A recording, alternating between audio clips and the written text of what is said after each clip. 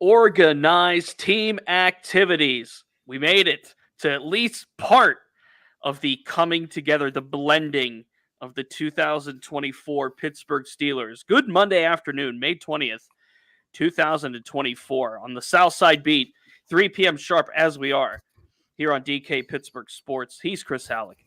I'm Corey Crisan. I will be on the South Side beginning tomorrow for the first of 10, count them 10, organized team activity, voluntary organized team activity practices alongside, of course, DK and Amanda Godsdy. But this is the another unofficial start. I think every checkpoint we get to, we're going to call it like the start of something. But this is the start of when those rookies, those free agents, all of the players that we have talked about over the course of the offseason finally get together on the South Side and start to put that puzzle together that will be the 2024 Steelers.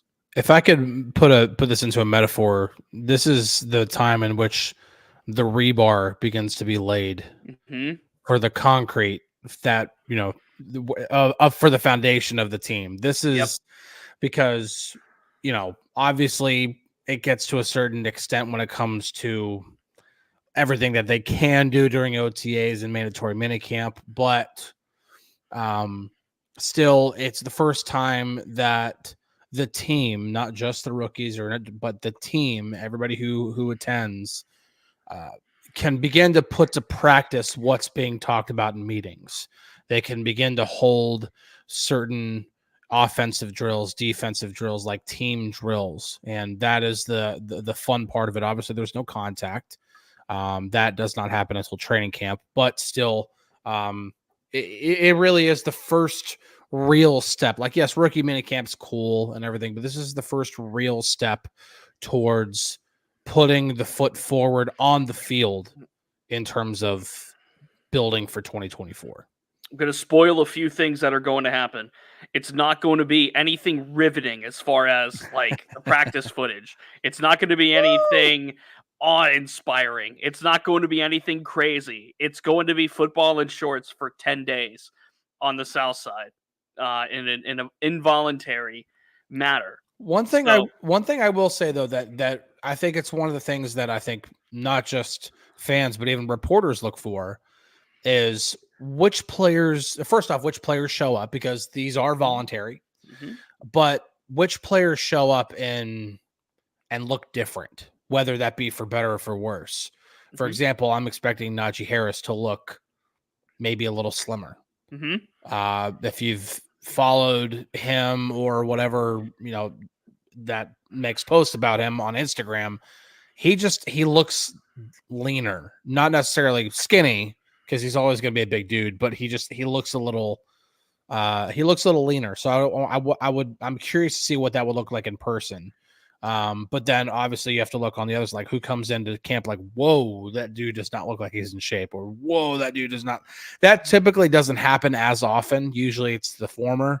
Yeah. But still, it's something that, again, outside of the actual team activity, team drills, putting to practice what's being laid out in the playbook, that's the other thing I think I look for. So if Najee Harris shows up and he's 10 pounds lighter and he's moving a lot quicker and a lot faster, I think that's going to turn some heads.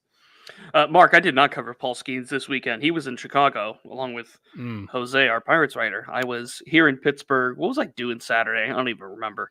I do remember, but nothing important that the people need to know about. Hi, guys, says Brad. Hello, Brad. Still holding up for a legit number 2 receiver being acquired. All right, that's going to lead me into one of the varying discussion points of this primer, so to speak, for OTAs. If you go to DKPittsburghSports.com around noon Eastern, I published about 5 things that just to keep in mind as we head into these, first 3 of 10 practice sessions on the South Side. Number 1 for me was Cam Heyward. He says he's not going to show up. Called a shot. We'll see if he backs it up. He said he's going to play hooky. But one of the points I had on there, in addition to also Najee Harris, perhaps looking slimmer, and now in a contract year, was who's going to be the number 2 receiver? Because we've sat here for weeks now talking about, yes, George Pickens is there. Yes, they draft Roman Wilson, but he's going to be a slot receiver. There's no, or is there a bona fide number 2 wide receiver on this roster? And I think we both can agree, no, there's needs to be an upgrade there. But who's going to line up opposite George Pickens is going to be a major thing that we have to keep an eye on. Now, the question Brad asks, still holding out hope for a legit number 2 receiver being acquired. I think it happens at some point. I think that June 1st cut date is a big deal for the Steelers. Yeah. Specifically, it's a bigger deal for more teams than others. Yeah. And the Steelers, I think, certainly apply to that. Well, I think it mainly applies because anybody who's at this point with OTAs beginning, at this point, it matters to any team that's looking to offload any players because they save cap space by waiting until after June 1st. And when you're at, what's today, May 20th? When you're, less than 2 weeks away from that, you might as well just wait.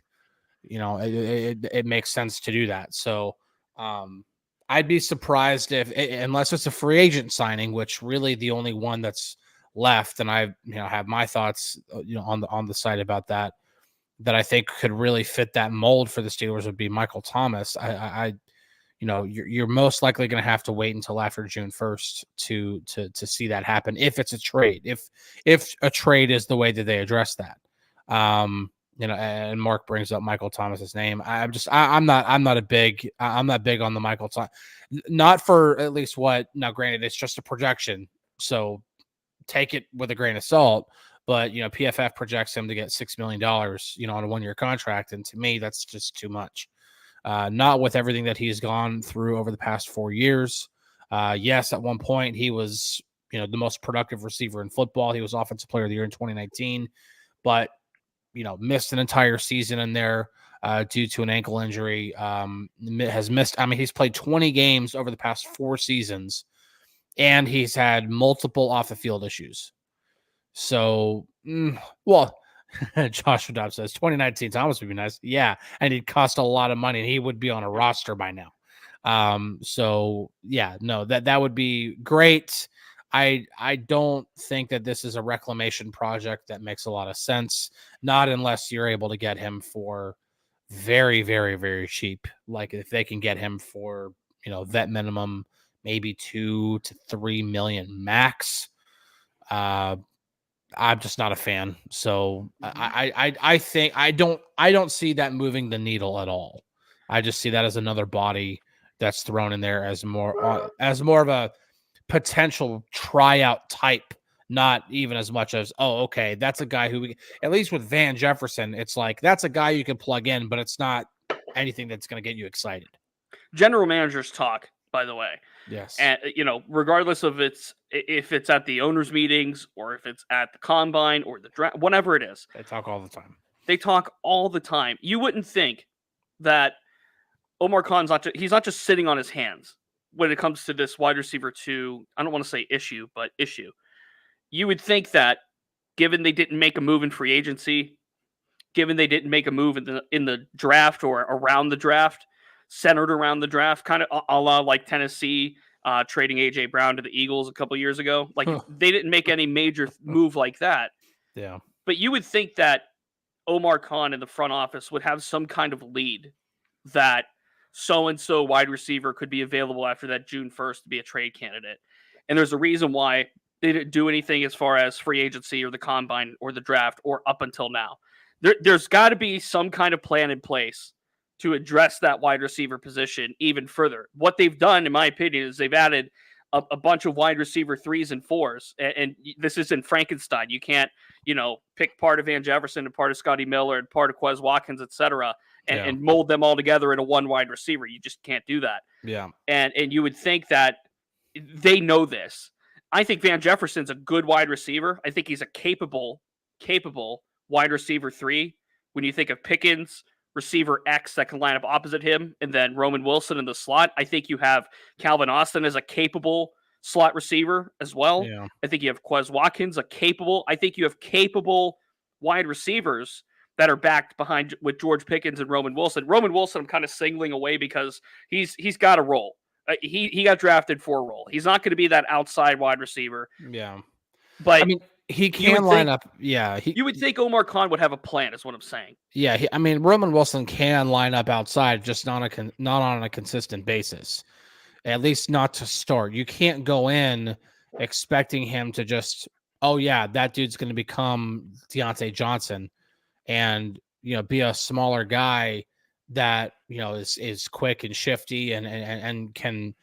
You have to learn how to run routes at the NFL level, and Roman Wilson still has to learn that. Is he? I don't want to put a ceiling on the guy. Could he become that guy? Of course he could. He absolutely has the tools to do so. He has the speed. He has the athleticism. The question is, can he? Because Deontay had similar questions when he was coming out of college, and he was a third-round pick. Mm-hmm. And he became one of those guys, and now he's one of the best separators in all of football. But that he didn't come into the league that way. It took a lot of work. It took a lot of development, and he became that. Roman Wilson, you can't just automatically assume that he can come in year one when he has similar questions that Deontay did and just automatically become that guy. That's unfair. That's unrealistic expectations. If he does it, great. You got a slam dunk in the third round. But you can't just go in thinking, oh, well, he could just be that guy. It takes a certain level of route running and or unfair size and body control and hands to be able to play outside at the NFL level. George Pickens necessarily doesn't have the same separation that Deontay does or some other receivers do. He has enough route running ability to pair with his elite body control, his great size, his phenomenal hands. That's the reason why somebody like George Pickens can play outside at this level. And keep in mind how Deontay Johnson and Roman Wilson were used in college. Johnson was Toledo's best player on those like 2018, 2019 teams, 2018, 2017 teams, excuse me. Roman Wilson, he played 2/3 of his snaps in the slot at Michigan. Yeah. Like that's just how they were used. No, Deontay Johnson was everywhere on the field. Mm-hmm. Roman Wilson had a role at Michigan. And he was very, very good, very productive in that role. And that's why, when you look at what he can do, you plug him into this offense, it gives the Steelers an option out of the slot. You don't have to worry about. I saw somebody mention Pat Freiermuth as the de facto wide receiver too. It's like, no, it won't work that way. You can't have Pat Freiermuth lining up in the slot all the time. He's got to be able to line up I'm not saying that he won't be the second most productive pass catcher in this offense. He very well could be, but in terms of, you have to have another guy opposite George Pickens. You really, really have to. And if it's Van Jefferson, because like we mentioned before, if George Pickens goes down with an injury, this group's in a lot of trouble. Mm-hmm. The drop off is steep. I'll put it that way. George Pickens gets injured and Deontay's still on the roster. You can live with that. Deontay gets injured last year, still got George Pickens. You can live with that. Mm-hmm. But you saw the effects. Like during those games where Deontay was out, you saw the effects. You saw the effects on George. You saw how defenses played the Steelers receivers. They were essentially just letting guys like Calvin Austin and Allen Robinson get pretty much like, we'll let those guys be one-on-one all game. We'll put the safety over the top of George Pickens even when we're single high. So it's different. So yeah, they need to have a wide receiver too. I think if they do add it, it will be post June 1st, and it would have to be via trade at this point. Cody says Roman would have played everywhere in Toledo, though. Yeah, but can you make the same can you make the same argument about Deontay if he went and played at Michigan or any kind of other Power 5? Like I don't like that argument. I think that's unfair. First off, to Deontay Johnson, because he wasn't heralded as a recruit, much like Roman Wilson. I mean, Roman Wilson, I think, was a 4-star, but heavily scouted out of Hawaii. He was the best of the best in a state that isn't really known for football. Deontay Johnson kind of had a scratch and claw at a group of 5 school and figure it out from there. I don't know if that's a fair comparison. And CJ says those MAC teams back then put lots of players in the NFL. MAC teams in general put lots of players in the NFL. It's a really good football. I covered the MAC for a few years. Like, it's a good football conference. Randy, we hope you feel better. He says battling English Ivy. Feel better. Oh, that dude. does not sound fun. No. It does not sound fun. Steel King here bringing this up. You're so right. It will be incredibly difficult to replace Johnson's 5 touchdowns in 2 complete seasons. Okay. Let's do it again. feel like we do this. I feel like we do this once a month. It's once a month. It almost feels like once a week. Like, and by the way, I do love the phrase "what a load of pierogies." That's actually really funny. I might adopt that. What a load of Lebanon bologna. Yeah, it's just okay. Listen, Deontay Johnson. Like, it's not an argument. Deontay Johnson is one of the best route runners in the NFL. He just is. Deontay Johnson does not drop the ball as often as fans think. Go look at the numbers. It's just there. He does not run backwards as often as people think. He is. I mean, I have the numbers to back it up. I mean, it's you have to use the little search bar, but you can find it on DKPittsburghSports.com. I did the piece about a year ago. He was just as productive and was met the same expected yards after the catch as he did the year before. Whenever nobody wanted, I'm talking about the year before 2022, because the big thing on Deontay here recently has been, well, he didn't have any touchdowns in 2022. Okay, let's have the same argument about Kenny Pickett throwing essentially no touchdowns as Steelers quarterback for 25 games. Now, I start throwing that out there, then also all of a sudden some fans start getting defensive, being like, well, it's Matt Canada's offense. Well, you can say the same dang thing about Deontay Johnson not catching any touchdowns. Like, it's actually hilarious to me that some people think that this team is better off if Deontay Johnson is not on this team and they don't replace him with a legitimate number 2 receiver. It's not. Again, George Pickens goes down with an injury. This receiver room is in a lot of trouble. Cooked. If Van Jefferson is your number 1 receiver in today's NFL, you are screwed. Cooked. Screwed. You got to find back. You got to find another receiver. The Steelers have to find another wide receiver. That's what I'm saying. Now, I'm not saying that trade can't work out, because in getting rid of Deontay, you upgraded cornerback.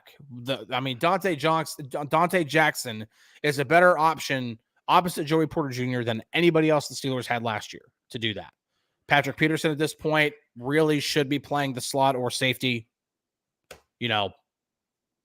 anywhere else. That's it. You should not be playing outside anymore. Levi Wallace, not as good as Deontay Jackson. Just not. Might have had more interceptions in 2022, but just because you might be in the right place at the right time doesn't necessarily mean you're a better cornerback. Jack, this argument I don't agree with. Jack says, "Come find me with Johnson as a productive season. It doesn't have a QB nicknamed Big Ben." Any team that has a good quarterback is gonna have good wide receivers. It works hand in hand. Good quarterbacks make good wide receivers. Good wide receivers make good quarterbacks. Deontay Johnson has Bryce Young in Carolina. And he's going to the worst, I'm not joking, the worst team in football with a really bad ownership. And this quarterback that they took number 1 overall, who showed very little signs of developing, very little signs of improvement across 17 games last year. Deontay, you're going to look at the end of season stats by the time January 2025 comes around. And you're going to see Deontay Johnson with 70 catches, 900 yards, and 3 touchdowns. And you're going to be like, see, told you. No, on a crappy Panthers team. It doesn't work like that. It doesn't work like that. Can you sit here and say Juju Smith-Schuster made his bread and butter off of Big Ben? Sure. That doesn't change the question of, okay, Juju left, went to Kansas City, was average there. He had Patrick Mahomes throw to him. Yeah. By that logic, Juju Smith-Schuster should have been better in Kansas City than he was in Pittsburgh. Yeah, yeah. I mean, the fact that this is even a debate is actually hilarious to me. But it shouldn't be a debate, and it's detracting from what we actually wanted to talk about. Yeah, it's funny because Deontay Johnson was it 1 of 4? It's either 1 of 4 or 1 of 5 Steelers receivers in history to have at least 100 catches and 1,000 yards in a season. And he had that in Matt Canada's offense with Ben Roethlisberger in his final season. Then the quarterback play goes way down. I mean, way down. And lo and behold, Deontay Johnson's numbers go way down. That's not, you expect him to continue to be as productive as he was when the quarterback play gets significantly worse. That's bad. Come on now. Come on. But no, it's just like, yeah, I don't know. The fact is, and we can move on here. The fact is, the receiver room would be better off if the Steelers didn't make that trade. 100%. The Steelers would be better off at the receiver room. But in making that trade, they did upgrade at corner, and now they need to figure out what to do at wide receiver too. And maybe, just maybe, the Steelers know something we don't, and Roman Wilson is going to be the perfect fit in Arthur Smith's offense and can be essentially that number 2 receiver. Doesn't necessarily have to line up outside to be a wide receiver too. You can have Van Jefferson or Scotty Miller or whoever else line up outside and still find a way to have plenty of production through the air, to have it with George Pickens, to have it with Roman Wilson in the slot, to have it with Pat Freiermuth at tight end, whatever else it is, or to have it with, Najee Harris and Jalen Warren out of the backfield. You know, who knows? We have yet to see what this Arthur Smith offense looks like on the field. So we can sit here and say, yes, traditionally, yeah, you need to have a number two receiver, one that's better than what the Steelers have right now. But again, if I've said it before, I'll say it again. If there's any team that I trust when it comes to decisions at receiver, development of receivers, anything like that, it's got to be this one, because they tend to make a lot of good decisions on when a guy is supposed to be, like on drafting, on development, on deciding on contracts.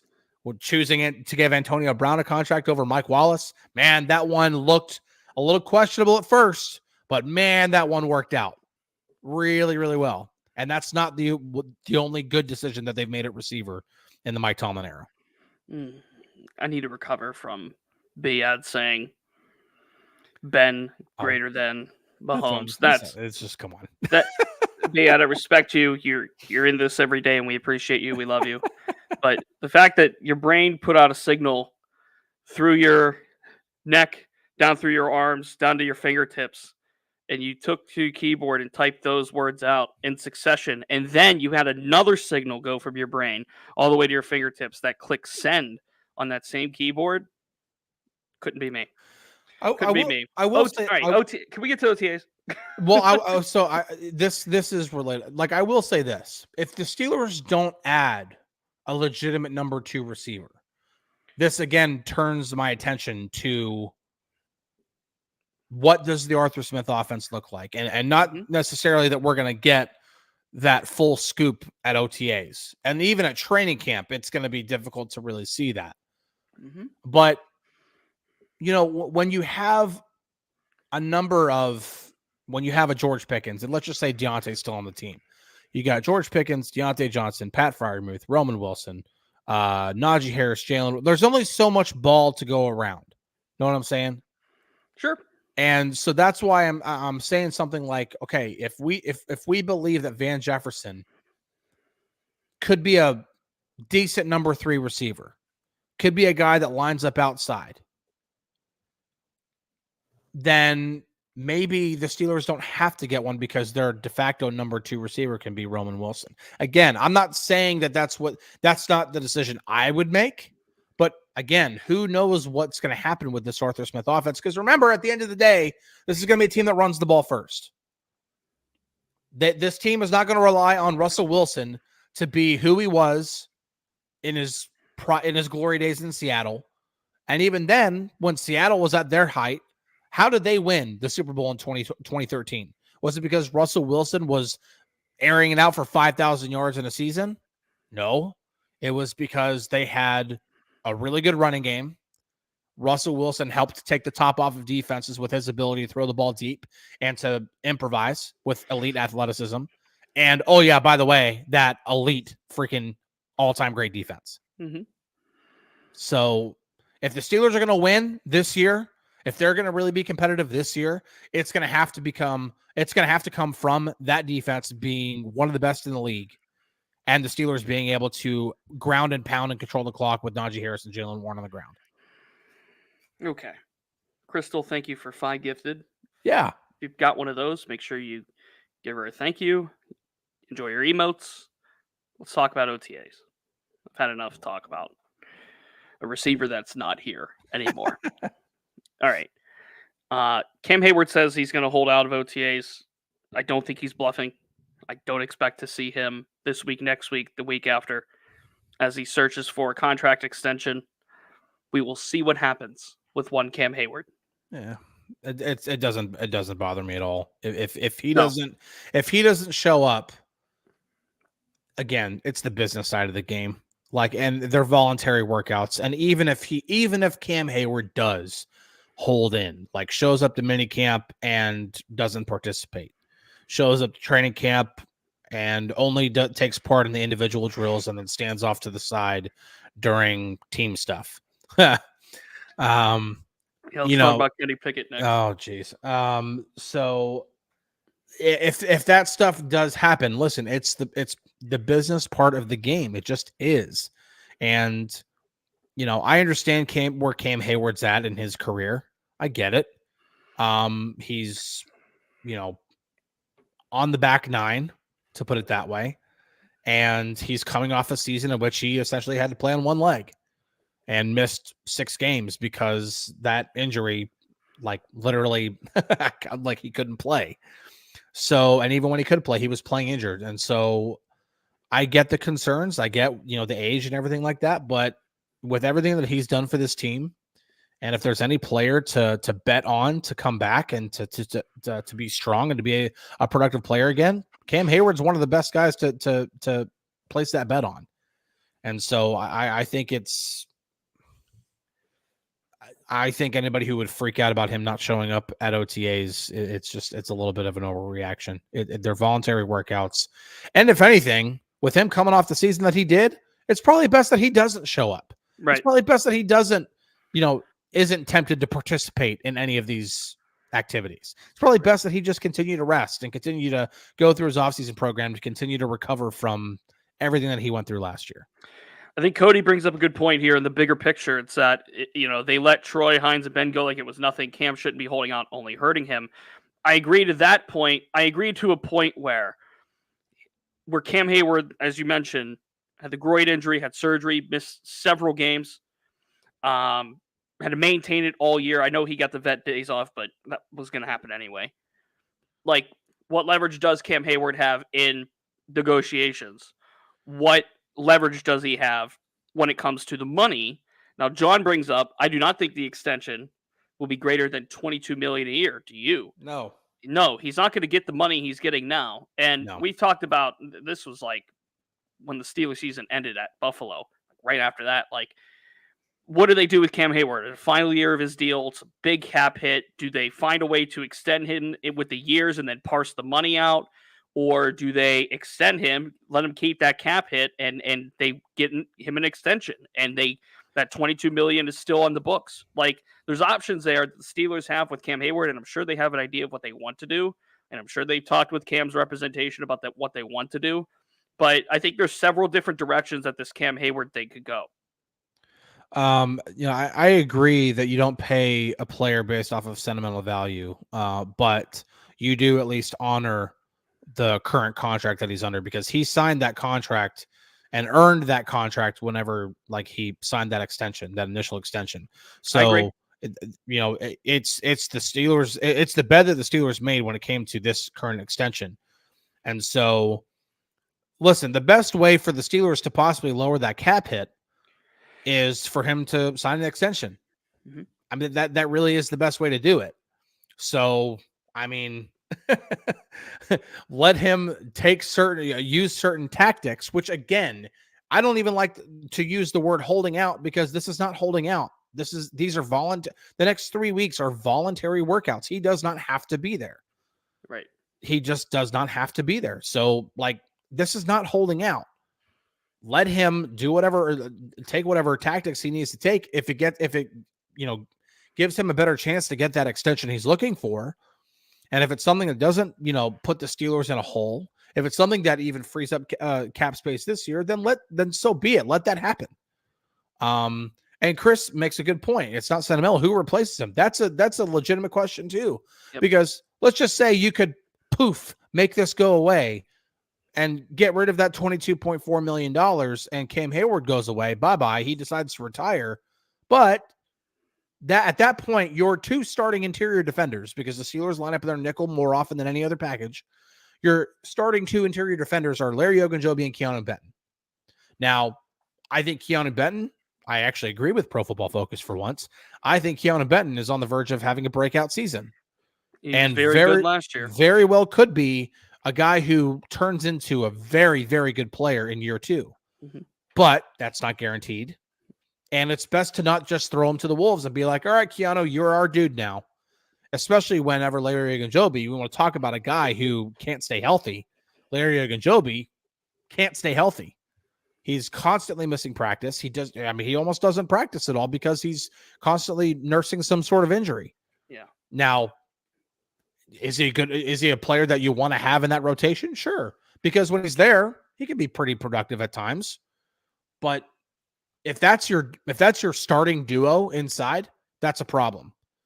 And it's best to have Cam Heyward possibly looking for a bounce back season in that mix than to not have him there. And the best way to try to lower that cap hit, because yes, I agree that $22.4 million is steep for what Cam Heyward will most likely provide this season. But if you can get him to sign an extension, you lower that cap hit a bit, you relieve some cap space this season, win for everybody. So yeah. They didn't address it early in the draft either. Of course they drafted Logan Lee. It wasn't a good draft class for interior linemen though. No, but next year, if you sit here right now and do one of the way too early mock drafts for 2025, who knows what happens with Justin Fields and Russell Wilson at this stage, but quarterback, defensive interior, there's two positions right there you could look at in the draft for the Steelers next year, but that's way a ways away. We're going to step away on this Monday. Mr. CJ Jr. Asks if dead cap is $6 million if they cut him right. I honestly don't even know because I haven't even looked at that because that's not happening. No. I tend to not look at things that aren't a possibility. They're not going to cut Cam Heyward. Cutting the reigning Walter Payton Man of the Year is a really bad idea. Just put it that way. It's not going to happen. I mean, I agree with the sentiment that you don't pay a guy based off of necessarily just because of, he's a very, very popular Steeler. He's an amazing person in the community. I get that. You have to, pay based off of production, but at the same time, you don't just up and cut a guy like that. It just doesn't happen. So it's not happening. Well, before we end the show, I think it would be beneficial to the Steelers if whenever the Cam Heyward Steelers split is, whether it comes from Cam retiring or that contract runs out and the Steelers just don't renew it, you would think the Steelers organization, forget about Cam Heyward's desires for a second, you would think the Steelers organization would want that split to be as amicable as possible because they would want Cam Heyward to come back in an alumni fashion. Cam, as far as the fixture in the community, obviously Walter Payton Man of the Year, the community relations aspect would want Cam Heyward in the building as often as he possibly can, as a name in the community, as somebody that's still around doing that work, putting the Steelers brand in a good limelight. That's what he does for the Steelers brand off the field.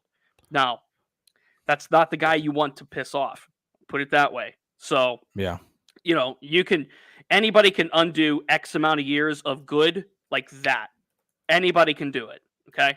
So Cam Heyward / Steelers are no different. They are not the exception here. For all of the years Cam Heyward has spent in Pittsburgh, the Steelers could piss him off and ruin it like that. So just got to be aware of that. The Steelers aren't going to do anything to paint him out to be a bad person, first off, or paint him out to be, well, look what he's doing to us. They're not going to do that. And Cam, I would say, does not have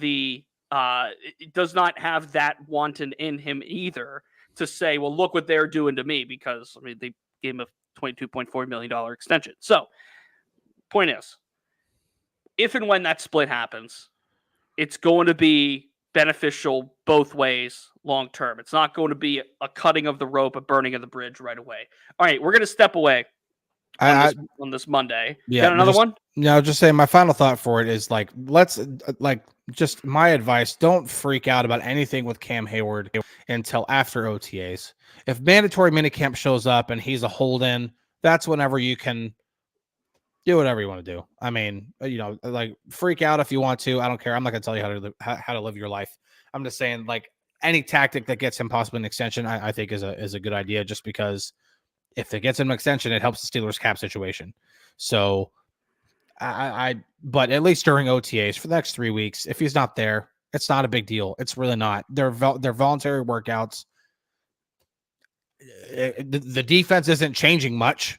They still have the same coordinator. It's still Mike Tomlin's still a defensive head coach. It's still going to be the same defense. It's not like they got a brand new defensive coordinator, and being there even to participate in meetings would help, would be beneficial as like a new defense is being installed. That's not the case here. So it's not like if offensive players don't show, I do think every offensive player should be there just because a brand new offense is getting installed, but that's a completely different situation. That's not what Cam Heyward's in. So don't worry about it for the next 3 weeks. That's my advice. Yeah, starting tomorrow is the day where all the reporters have their notepads, and we're looking at the rosters. We're checking off. He's like an attendance almost in grade school. Yeah, he's here. He's here. He's here. Oh, he's not here. Mark an X. Like, that's part of the deal. I will not be on the show tomorrow. I will be on the South Side for OTAs, and then I will be driving up to the North Shore to PNC Park for Pirates Giants pregame. So you'll have Chris, maybe Amanda. You have your own doubleheader tomorrow. That's right. You'll have Chris, maybe Amanda. I'll see if she wants to fill in. So Chris at minimum, maybe Amanda tomorrow. But I should be good to go for Wednesday, Thursday, definitely Friday. So yeah, look forward to that. House is going on the market Thursday at noon. There you go. So nice. That was the most. I mean, everything's done. It's just the realtor made the suggestion of, that's a good time to do it because that's like right before. That's like that evening is whenever all potential buyers are starting to line up houses they want to go look at over the weekend and things like that. So right before Memorial Day too. Mm-hmm. No wasted days on the market. Put it that way. So convenient. All right. Thanks for joining us, everyone. We appreciate you. We'll talk to you Tuesday. He's Chris Halicke. I'm Corey Crisan. Have a great one. Cheers, everybody.